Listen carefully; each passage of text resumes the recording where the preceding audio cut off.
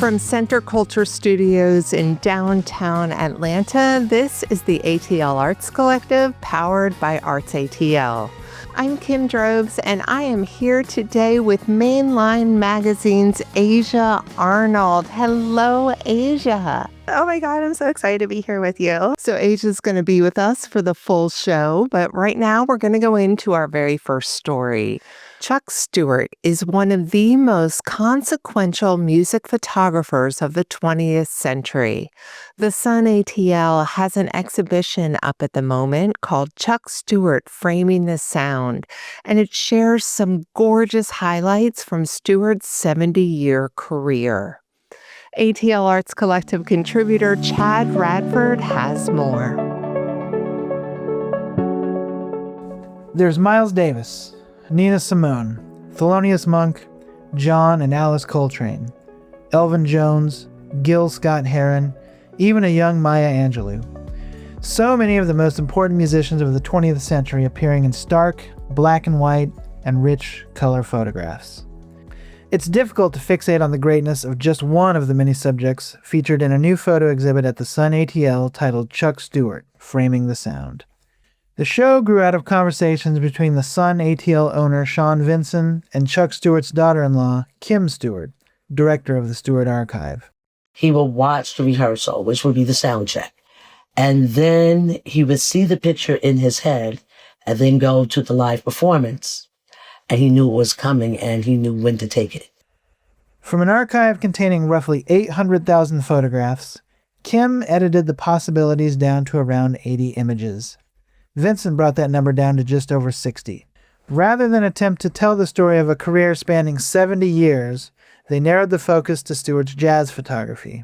Each of Stewart's photographs offer a sweeping look at the people and moments behind some of jazz's most enduring music, bringing together decades of images that invite the viewer to see these musicians and the world they inhabited in a whole new way. One of his quotes were, and I didn't understand what this meant until about 5 years ago, because I used to regurgitate it, because I didn't have understanding until I really started going deeper into his work. There could be a million pictures of Count Basie, but I want people to know that's a Chuck Stewart, Count Basie. So whatever that eye is that he had that was so special, I think it wasn't only him photographing his subject, but when he would go into the dark room, I think that's when the magic started happening. That vision defined Stewart's photography, which has appeared on more than 2,000 album covers. Framing the Sound keeps a tight focus on the jazz era circa 1955 through 1988. I love music photography, and it was just a big yes when Kim asked me if we could do the show here. I feel like my job is, as a steward, sharing it with people through the gallery, but making it aesthetically pleasing as a gallery guy, honoring the subjects, and then, of course, honoring Chuck. There is his photo from the cover of Gil Scott-Heron's Small Talk at 125th and Lenox, capturing the artist in the uneasy space between poet and observer.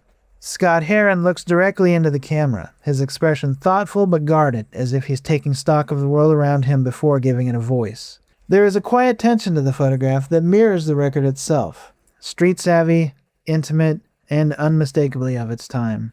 Then there's Alice Coltrane's journey into Satchidananda, offering a much different experience as she sits against a warm, otherworldly field of color, dressed in flowing fabric. Her posture and expression capture a moment of deep contemplation. There's stillness to the image that invites you into the spiritual space from which this extraordinary music emerged. Stewart's career stretched across more than 70 years. His photographs appeared on album covers for labels including Impulse, Verve, Mercury, Chess, and Reprise. 25 of his prints are held by the Smithsonian's National Museum of American History, and his work has been exhibited everywhere from Jazz at Lincoln Center to museums across Europe. His photographs have become so familiar that it's easy to forget how Stewart used publicity shots and promotional images to draw out deeply human qualities in the people he shot. Framing the Sound brings more than 60 photographs together with 64 LP covers organized around 5 themes: Miles and Train, From the Vault of the Chuck Stewart Archive, The Man Behind the Lens, Covers That Defined a Generation, and Georgia on My Mind. The exhibition moves through Stewart's jazz photography while revealing humility in the person behind the camera. In one small gallery, visitors see his childhood brownie box camera alongside a photograph of opera singer Marian Anderson, whom Stewart shot when she visited his middle school in Tucson, Arizona. It was his first photograph. From there, his story moves into his work as one of the only black photographers to document the atomic bomb tests before he turned increasingly toward music. There are also photographs of James Brown, Little Richard, Ray Charles, Gladys Knight, Patti LaBelle, Coretta Scott King, and many others. The main gallery contains some of his most recognizable photographs, including images that appeared on albums by Lonnie Liston Smith and John Coltrane. The show features photographs of Coltrane and Miles Davis, whose centennial birthdays are being celebrated this year. It's also a forerunner for Stewart's centennial coming up next year. It's the first time his color photographs have ever been shown publicly in the United States. And then there are the album covers. 64 LPs were hand-selected and donated to the exhibition by Los Angeles DJ Brian Cross, better known as B+. The record covers for me, when I hung all 64 of them, were pretty remarkable to see. Again, just the range of all these artists that he photographed. And then you stop and you remind yourself that this is only 64 out of 2,000 plus record covers that he did. Together, the records show just how deeply Stewart's photographs are woven into the visual language of American music. Jazz was only part of it. Stewart photographed the Beatles and the Allman Brothers. He shot Led Zeppelin's first photo session, and his archives are teeming with images of Bob Dylan and Run DMC. But jazz is where he left his most indelible mark. The early Miles Davis, some of these photos, I didn't even recognize that was Miles because I'm so used to seeing the later Miles Davis with the crazy hair and the sunglasses. A little more weathered version of Miles is what I'm accustomed to seeing. It's funny because Chuck, from what I understand, wasn't really big into gallery shows. He thought they were a waste of time. But Framing the Sound makes a convincing case for exactly why his work belongs on gallery walls. Stewart understood that Miles Davis's posture could communicate as much as a trumpet solo. He recognized the intensity in John Coltrane's gaze. His photographs of Eric Dolphy, Astrid Gilberto, Tina Turner, and others reveal people rather than merely presenting performers. An album cover can be easy to overlook. We see it so often that it becomes part of the furniture of our musical memory. Stewart's photographs ask us to look again. They remind us that these images weren't simply marketing materials. Stewart took the fleeting nature of improvisation, a glance, a gesture, a curl of cigarette smoke, and fixed it in place. His photos bring these musicians down from the pedestal and put them back in the room, laughing, thinking, smoking, waiting for the next song to begin. Taken together, the images create a sense of what it felt like to be there, sharing a moment that transcends time. That is Chuck Stewart's greatest achievement. Chuck Stewart, Framing the Sound, is showing at the Sun ATL through September 26th. For the ATL Arts Collective, I'm Chad Radford. That was ATL Arts Collective contributor Chad Radford. If you'd like to learn more about Chad, check out his website. It is radatl.com. So as you know, we're here today with Mainline Magazine's Aja Arnold. Hello. Hello. So happy to have you I'm so here. happy to be here, and also shout out Chad Rad. He is rad. He's the one who taught me how to write about music, and I would not have done Mainline if I had not gotten to work for Chad under Chad. Very sweet. So Mainline Magazine has some really big things going on at this exact moment in time. So first of all, I want to talk about the fact that you launched a record label. What inspired that? I feel like I just came out of the record label. I feel like Mainline just came out of the record label closet. We've been a label, but now you all just know, and we get to act like it more instead of being closeted about it. Yeah. And so talk to me about your first release. The debut compilation, Mainline Mix 1, features 12 great songs by 12 amazing Atlanta artists. 100% Atlanta, 100% DIY. Love it. All the artists donated tracks to us, so all the proceeds are going just straight into Mainline to support our mission. So we are truly artist-powered, community-powered. And we have a special limited run 100 batch of handmade DIY. We plan on doing a repress when we're ready to, but in the meantime, we just packed in like all this love into these handmade DIY. A few friends of the label hand wrote in Sharpie on every single one. They're all different. And we are having our official label launch party at Criminal Records in Little Five Points on September 10th. 2 artists, Major and Janie Danger, very good friends of ours. And then we're gonna sell the CDs there, and that's on September 10th at Criminal Records. Great. And that date kind of kicks off something big. Starting September 11th, you're doing Mainline Music Festival. Tell us what you have planned. Yes, Mainline Music Fest. We're doing our 3rd annual music festival this year, and it's bigger and better than ever before. It's like grown twice in size, and we have 22 bands, 99% Atlanta. We have a Birmingham artist and a band from Philly coming through to play the fest. It's 4 shows. We're working with the venues Aisle 5, Star Bar, Halfway Crooks in Summerhill, and then Thinking Man Tavern in Decatur. All the information is online. Wonderful. It's mainlineatl.com/tickets. It's a lot of information, but it's all there. DIY is thriving, music is thriving in Atlanta, and it's just a matter of having places to go to do it. And I'm so grateful that Mainline is one of those spaces and that we're doing it and growing in our 8th year, because, that's like I've seen some places like come and go since we started, and we only started because of decimation so it's just great to see the life that is still very much alive. So I just encourage people to follow along with us via newsletter, Instagram. Mainline Presents on Instagram. Yeah, your story is so similar to so many of the people who work in media that we talk to, that you started out in a very traditional way. You were at Creative Loafing briefly, and it didn't take you too long to start carving your own path. When did you start Mainline? It was officially launched in 2019. My 30th birthday, to be exact, which was an accident. We worked with I couldn't find an affordable printer here locally. So we worked with a printer in the UK, and it was kind of a nightmare. But the zines got there later than we planned. So that it just happened. You were doing physical media at the beginning. Oh, yeah. When did you stop? COVID. Yeah.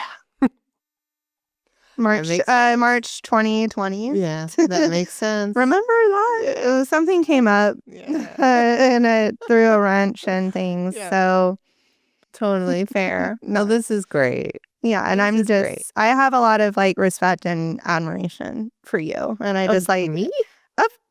Girl, yes, because you're just I think to do this work, you have to be tough at this point. We're just it's hard to do media work and you're just doing it is statistically speaking, it's 100% harder to do things than to not do them, and it feels really good to not do that. It feels profound. Yeah, it's and kind of obvious. Yeah, I like it. Shout out John Mulaney, stand up for that. But so you came up at a time that I wish that I could have, You'd like to think about the 90s. 1,000%. Yeah. I mean, it drives me. I Sub Pop, for example. And then a lot of my favorite bands are just it takes a lot of resilience and endurance and rolling with the punches and being adaptable. And that's just not easy to be. And as I just have a lot of respect for people doing it. And it gives me energy to keep going on hard days. So, fabulous. Yeah. Oh, well, thank you. Yeah, thank you. Thank you. Yeah. You're a fan of the 90s and into that blood into the 2000s. Come over to Mainline. Yeah. I'm just saying, all those kids are growing up now, and we have the resources to do things that we're all dressing. I'm dressing the way I saw adults dressing when I was a kid in the 90s, and I didn't. But I want to. So that's why I think all the 90s stuff is that. But come to Mainline. So we got cool, fun stuff going for the culture. Yeah. All right. Well, I feel like with you, everybody already knows you have Atlanta credentials, but it's time for you to prove it. Let's do beats, bites, and sights. All right, so we're going to start out with beats. Where do you go when you'd like to see a performance? It can be music, comedy, whatever floats your boat. Well, I actually have an interesting answer for this question. So when I think of beats, I think of dancing.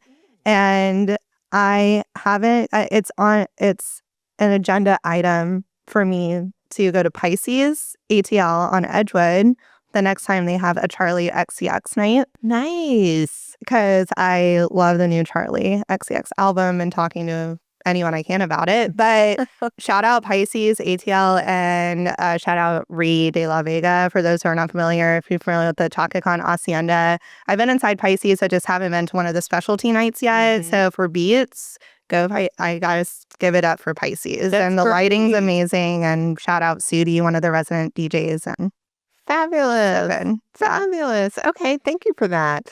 What about when you want a really good meal or a fancy beverage? Where do you like? Really good meal. I have this on lock, and I gotta give it up for Pollo Primo, Oh, who yeah. I believe is opening another location or has a new location that is just open. But the OG spot over on Memorial or on Moreland, sorry, right across from Memorial Tattoo. Pollo Primo is so good.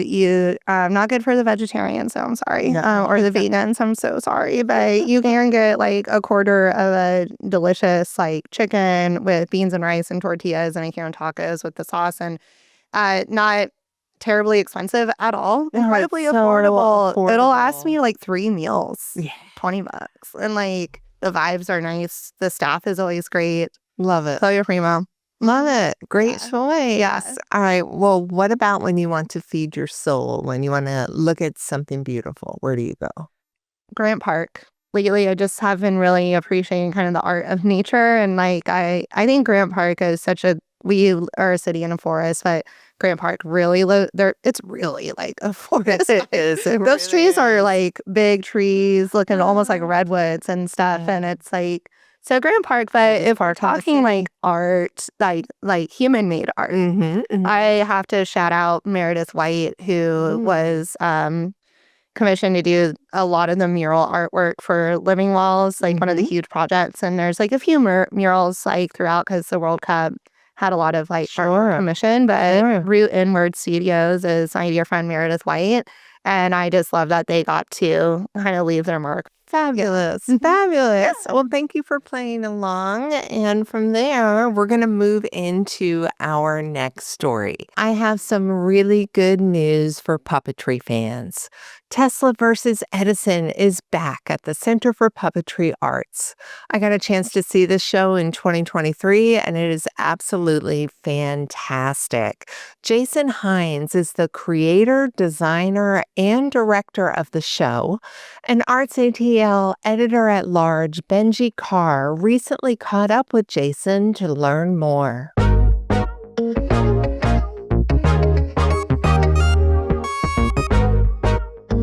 The old saying goes, necessity is the mother of invention. Regarding the return of the puppet show Tesla vs. Edison at the Center for Puppetry Arts, I think it's a necessity that audiences go and see these fathers of invention. The show is full of dazzling spectacle, including lightsaber fights and lightning bolts on stage, but it is rooted in the actual history of electricity when Thomas Edison, the inventor of the light bulb and the phonograph, championed using the direct current to power cities. And upstart scientist Nikola Tesla experimented with alternating current technology. Jason Hines, the artistic director at the center, said he wanted to present the two as science superheroes. When I was a kid, we all learned about Edison like in school in a way I don't think people teach anymore. Like the adventures of young Edison is almost like Huckleberry Finn of science. But when I was in junior high, I built a Tesla coil for the science fair. And that's when I first read about Tesla and who he was. And yeah, he was still kind of an obscure, forgotten person then. He was not, there was no car company named after him. And I learned later that like the books that I read back then are wildly inaccurate and mostly like fantasy. And like a lot of the myth of Tesla came from those books. There's much better, more accurate biographies now, but you know, everybody loves the myth. The show is full of history and the fantastic, including a pigeon romance, a towering puppet version of rival George Westinghouse, and occasional commentary from author Mark Twain. Well, I like to say that all of this is true except for the stuff that I made up. When I first started doing this, I really thought it was going to be much more of a fantasy. I really just wanted to take, the Tesla and Edison characters and write like a sci-fi adventure story about them, fighting with all of their electrical like power gear. But then when I did all that research, I really found out like, the real story, and a lot of the stories are funnier and weirder than anything that I could make up. They're both very strange people in a lot of ways, and sort of perfectly matched to be, rivals. The 4 puppeteers performing the show, Sarah Beth Hester, Louis Kuiper, Yankel Jake Krakowski, and Alex Burnett, show off a variety of skills while bringing these characters to life. Krakowski and Kuiper tap into strong acting skills while voicing the title characters. At one point, Hester sings an amazing operatic aria in a duet with her own recorded voice, and there are times where Burnett is very, very funny. Beyond that, it's a physically demanding show where they're constantly moving, juggling multiple roles. Hines says the puppets he designed require performers of tremendous talent. Well, they're nearly life-size figures of Tesla and Edison. So there's 2 what we call the hero puppets that are almost human size. They're a little bit smaller for scale and convenience and everything, but one of the things that's a little unusual is it's ensemble puppetry. So we have 3 puppeteers per character, except when we don't have 3 puppeteers. There's several times when like a character doesn't have both arms, or has both arms but doesn't have legs. And we just sort of started playing with that idea in the workshop, and I really found it less distracting than having a dead arm flopping around. So when we don't need an arm, we just don't have it. And then sometimes the puppeteer comes in and puts the arm in, and it's a full figure. But it's sort of a fun experiment to like get the audience to engage with the puppet as a character and a living thing, and then, break that apart, walk away. Now it's just an object, and then it can come back together and be a character again. Hines said the spirit of invention goes into a lot of how he creates art. Tesla versus Edison exists because he learned how to experiment. Well, I think that sort of goes hand in hand with like a lot of the puppetry that I do. I mean, a lot of this was built on, trying something and it not working, but getting it a step further, like experimenting and trying again. Tesla vs. Edison runs at the Center for Puppetry Arts until August 23rd. Go see it. For the ATL Arts Collective, I'm Benji Carr.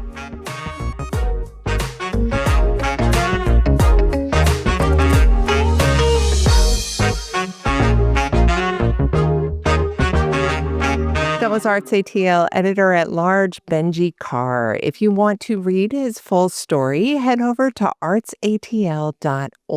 And now we are back with Aja. Shout out Benji Carr, another man who has shaped my career. There you go. Yeah, it's great. I love this full circle. Truly the arts, the ATL Arts Collective. It's time for your featured piece that you brought with us. Yes. It is on a fantastic local band. Tell us why you decided to talk about Muelas. Muelas is a 5-piece band here in Atlanta, and they are buzzing. Susie, the front person in the band, their family is from Mexico, and my family's from Colombia, so I just really appreciate the Spanish-speaking language roots. And Muelas is Spanish for molars, as in your teeth.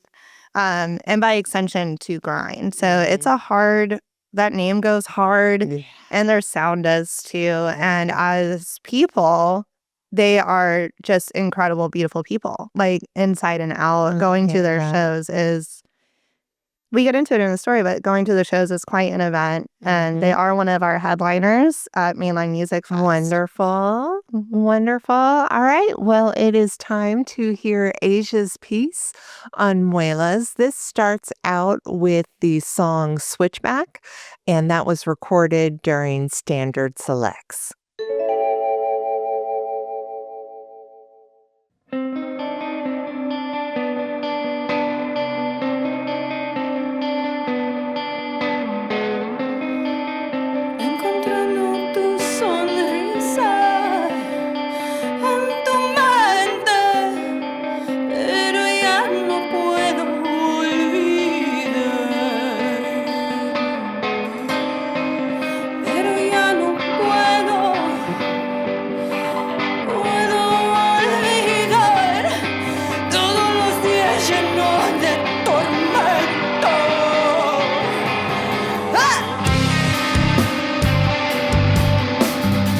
The new Atlanta heavy punk hardcore 5-piece outfit Muelas, which is Spanish for molars, or by extension, to grind. The band formed in 2025, starting with their first live show at the Masquerade in Atlanta on June 14th that same year. Since then, the group, which has become a bit known for its hardcore, mariachi, punk, and classical music elements all fused together in these extremely intense and emotionally charged live performances, has had a bit of a meteoric rise. And not just in Atlanta DIY terms. Within 1 year of their first show, Muelas got signed to Second Engine Records based in Philadelphia, which just released the band's debut EP entitled Bellow. That EP is out now on vinyl, digital, and streaming, and it features 5 original tracks, including the band's hit debut single Melt, which low-key became the anti-ICE protest song of the summer. Really quick, Melt's going to be our newest single that we're about to release. Melt is all about ICE. As a proud child of immigrants, it hits really close to home. And so I'm really thankful for this music to be able to let it all out in a very cathartic way through art.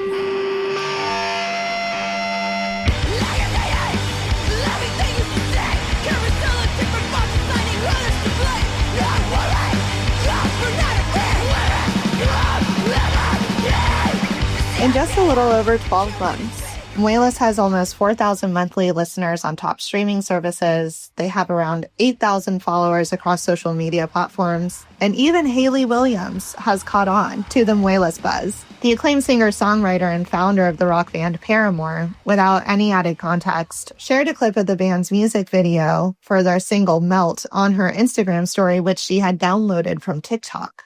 In their first year, the band played about 23 shows, plus live in-studio performances, including at WREK Atlanta and the newly launched Standard Select series, which I co-produce with Standard Recorders Electric Company and Mainline. And that series can be streamed on YouTube. Oh, and to top it all off, Muelas just wrapped up a tour in Europe, too.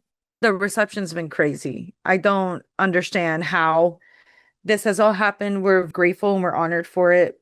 That's Susie Reyes, the lead vocalist and violinist of Muelas. The full band includes Cayman Maggard on guitar, James Vincent, who's also in the Atlanta band Psychic Death, on guitar and background vocals, Chris King on bass and background vocals, and Musashi Albert, also of the Atlanta band Big Yellow, on drums. Like, it was a different band first. The band was called Nowhere Safe. And that's how I initially met Cayman and James, because they had hired me to do photos for them. I'm a photographer as well. I don't do it as often now because I'm really busy. But we met around, I think, like right before the pandemic hit. And we became friends. Like, they were so kind to me, very welcoming. And so we just started hanging out. And I would always go to shows and just run into Cayman. And Cayman was my mosh pit buddy for the longest time. And I would literally pick him up because he's a tiny boy. He's skinny. And I power lift. So like, I would pick his ass up and spin him around in the mosh pits. And you know, I'd also see James everywhere too. And, you know, James has been popping off with Psychic Death. And basically, I shot their last album cover. I invited them all to my house. I had this broken down shed that the city of Marietta kept pestering me about, because they were like, hey, it's an eyesore. It's not up to code ordinance. You need to dispose of that. And so I said, hey, for your last album, why don't I give you sledgehammers and I do a time lapse of y'all just like beating the shit out of that shed in the back of my house. During that time, Susie had just exited another band that they were in for 7 years, a sort of average make or break moment for bands. Around 6 or 7 years is either when a band will take off or break up. It's like the 7-year itch that you hear about in marriages or long-term relationships, but with bands. I was ready to not continue DIY music. I am now a private music teacher and I freelance violin, but DIY music is so different. It's a different heart that people don't understand. Like when I say, oh, I'm a musician, there's 2 ways people view it. Like in my head, I kind of separate in 2 ways. It's like corporate music where you are being hired for services, like for example me doing weddings and events, and then you have DIY music, which is really where, like, not to say that the corporate doesn't have passion, but it's really where your individual passion like comes out. It's coming from your soul pretty much. And I was ready to not ever be in a band again. Then, as the story goes, the people surrounding Susie just wouldn't let that happen. It was especially Cayman Maggard, the guitarist in Muelas, who couldn't let it go. In Susie's words, he pestered them in, quote, the kindest way. Offline, Cayman has told me what they saw in Susie, and anyone who has seen Muelas perform live has seen it. But Cayman and his bandmates were the first to recognize it and harness it, creating a new experience for Susie, who's used to being more of a side character with their violin and live musical projects. I've been wanting to do a heavier, hardcore leaning band for the longest time. I mean, it's really what I listen to. It's more of me and how I feel. And I've been a little, in 5th grade, my photo is me with an Inuyasha shirt, a kitten choker, and like black panda eyes. And I was listening to Duran Gray, Rammstein, and also MySpace bands, so like it's been in my makeup for a long time of like more chaotic, heavier music. And they had some sort of like riffs that they were going to use for Nowhere Safe, the band that was and now no longer exists because Muelas replaced it. And so that first band meeting, I'm not going to lie, it was me, Cayman, James, and Chris. And I was nervous as hell, just because this really is my first time fronting. Like my mariachi band, I am one of the fronts, but this is so different. This is really my first time fronting this kind of style of band. Muelas is technically a new band, but don't let the timeline fool you. This is not one of those band stories where people randomly sitting together eating pizza decide to start a group and boom, right place, right time, and everything just happens for them. That story doesn't really exist to begin with. You can bank that pretty much anything creative that seems easy and effortless and seamless very much isn't any of those things. Behind that 2.5-minute track or that 20-second TikTok clip or that Instagram carousel are hours and hours of meticulous and usually painstaking human-made efforts to know when something is ready, which is the moment that it's no longer just theirs, is a unique skill that not everyone possesses. However, for Muelas, it seems abundantly clear to them that their music is not just for them, but it's also for the community, something that became distinctly clear in their first ever live performance. Our first show, first of all, it was on Father's Day, and it was a Sunday. But the day prior, or I think it was 2 days prior, I was in Chambly protesting. There was obviously, we know what's been going on in Atlanta and all around the country with ICE and the immigration raids that have been happening. And Buford Highway in Chambly has been a hot spot for those immigration raids because it is a predominantly immigrant area.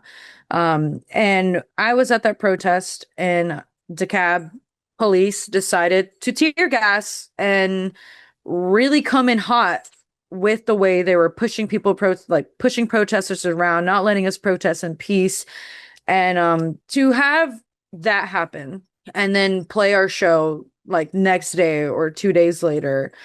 It really amped up, in particular, this one song that we were almost not going to play because it wasn't ready, which is our song Melt, which is our anti-ice song. And talking about my experiences as a daughter of Mexican immigrants. And so this song Melt that we had written, we had the riff down, but I didn't quite know what it was going to be about. But as soon as that happened, I kid you not, next day, lyrics were done. Lyrics were done. I was at the gym and I was on the treadmill, and I kid you not, like, tear gas, the way it goes in, you could still feel it next day. And I was just feeling it down my throat still. I was having that weird, like, sensation. And on the treadmill, I wrote it out. And then I did some deadlifts to get my anger out and help me kind of process, because that was a lot. It's affected all of us in all of our community. And so at our show, when I remember came in, James being like, are you good for Melt? Like, are we gonna do it? And like, at that point I had the title, I had the lyrics. I was like, yeah, we're doing it. That kind of was the start of something really special that happens during our set. In the middle of our set, we always take time to talk about the injustices going on. All right, I need you all to hear me loud and clear when I say something, okay? As a queer, Mexican-American child of immigrants, ICE does not belong in our schools. They don't belong in our places of worship. There is no such thing as an illegal human on native stolen land. While it's the devastating and supreme injustices and displays of inhumanity that get their writing juices going, it is the communal spirit and the extremely potent emotional energy at Muelas live shows that are really drawing people in. And to be sure, Muelas certainly isn't the only band writing about the ongoing horrors like violence committed by ICE, attacks on free speech, and other authoritarian maneuvers and warfare. In Atlanta, where the scene has increasingly lost more third spaces and DIY venues, especially in the last few years, the need for spaces to process the human experience, to make art, and to make friends is simply spiking extremely high among young people and creatives. Muelas and bands like them provides that space wherever they are putting on a show, and now with their debut EP, which fans and listeners can have at home. At the end of the day, we still have each other. And I know shows for me have been a safe space for me to get all my anger out, for me to get all my joy out, for me to get all my energy out. And I wanted our shows to be that for people. Similarly to other Atlanta bands like Sword 2, Upchuck, and Playtime, who also got their start around 2017 and 2018, Muelas creatively uses their music as an organizing tool just as much as they use it for creative expression. Muelas' EP Bellow is chock full of songs speaking truth to power from a global level, even down to the hyper-local. In their song FYJJ, that truth is a bit more pointed.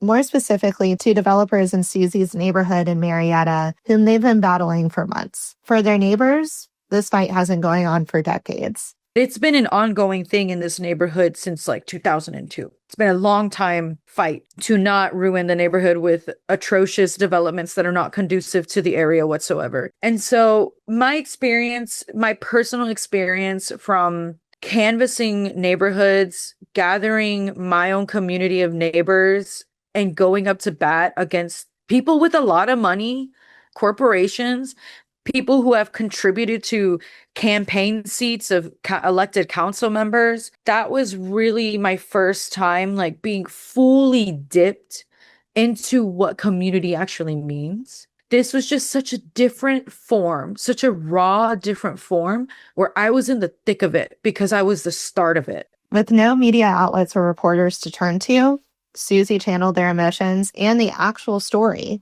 into the song FYJJ, which is featured on the Bellow EP.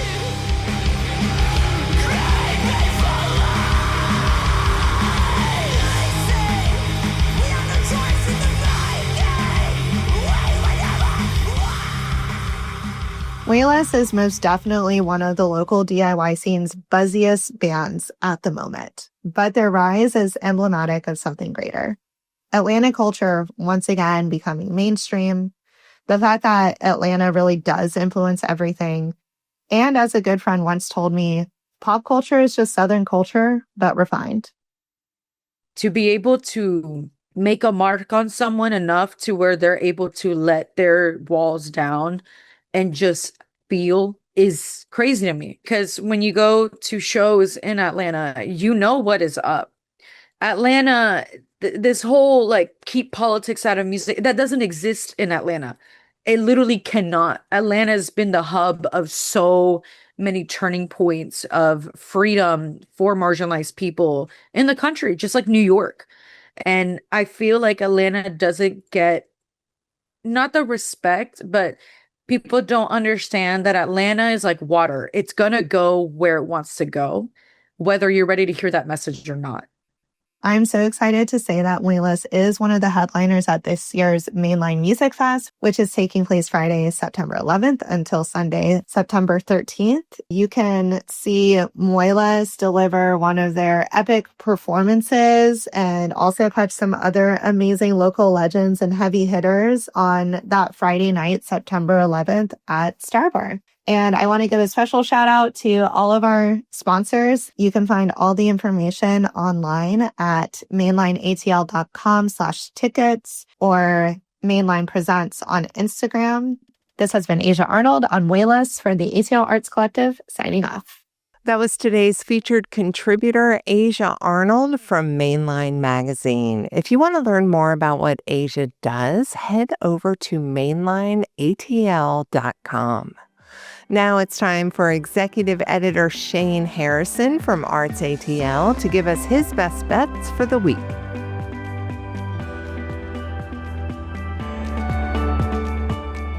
Things are really kicking into high gear as we inch closer to fall. And speaking of the coming season, be sure to check out ArtsATL's Fall Arts Preview, which goes live today. As for this week, music is still the dominant force during the remaining summer days. Over at the Garden Club at Wild Heaven West End, Athens Elf Power will headline a show that also includes 5/8 on August 21st. On a recent night in Athens, Elf Power was joined by REM's Peter Buck for a cover of the T-Rex classic 20th Century Boy. Rock and Roll Hall of Fame inductee Buddy Guy is celebrating a milestone birthday with the Buddy Guy 90 tour. One of the greatest living bluesmen turned 90 on July 30th, and he'll perform at Atlanta Symphony Hall on August 20th. At Synovus Bank Amphitheater at Chastain Park, August 22nd brings a night of some of the finest R&B and soul music ever recorded, with the Isley Brothers and the OJs performing. The Isleys gave us It's Your Thing, Shout, and my personal favorite, Harvest for the World. The OJs' Backstabbers, Love Train, I Love Music, and For the Love of Money were all top 10 hits and are easily among the greatest songs of the 70s. Also on Saturday, August 22nd, at the Fox Theater, it's a trip back to the 80s with a trio of British acts. The perfect pop of Squeeze heads the bill, but you'll also get Adam Ant and the reunited Haircut 100, led by Nick Hayward. Hayward's 1983 solo album, North of a Miracle, is a criminally underrated classic. Haircut 100 released Boxing the Compass, their first new album in more than 40 years, in June. You can also catch two great Georgia keyboardists, as jazz pianist Joe Alterman returns to Eddie's Attic on August 20th, and Rolling Stones touring musician and music director Chuck Leavell plays the Buckhead Theater on August 22nd. Return to the golden era of the Great American Songbook with the Velvet Hour, Sinatra, Swing, and Standards at the Marcus Jewish Community Center of Atlanta on August 23rd. It's an intimate cabaret evening featuring timeless jazz and pop standards made famous by legends like Frank Sinatra, Dean Martin, and Ella Fitzgerald. The Bronze Lens Film Festival expands to 2 weekends this year, celebrating work created by and for people of color and featuring premieres, workshops, panel discussions, master classes, special appearances, and more. The festival takes place August 21st through August 23rd and August 27th through August 30th at the Terra Theater.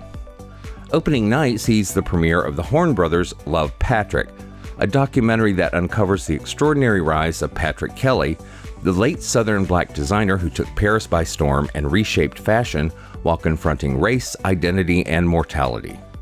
The awards ceremony on August 30th takes place at the Ray Charles Performing Arts Center at Morehouse College. Check ArtsATL later this week for a preview of the festival. Atlanta playwright Kira Rockwell's Holy Chicken Sandwich opens August 21st at Horizon Theater.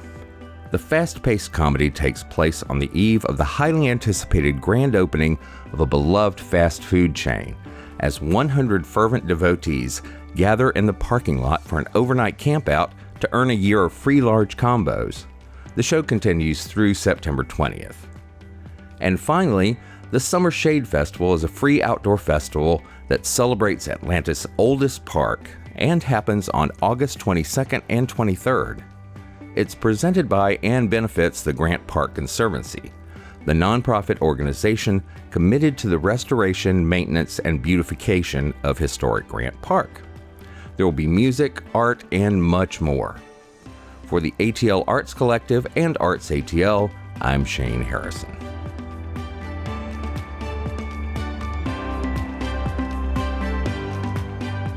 Shane actually curates an even longer list each week, and you can see all of his picks over at artsatl.org.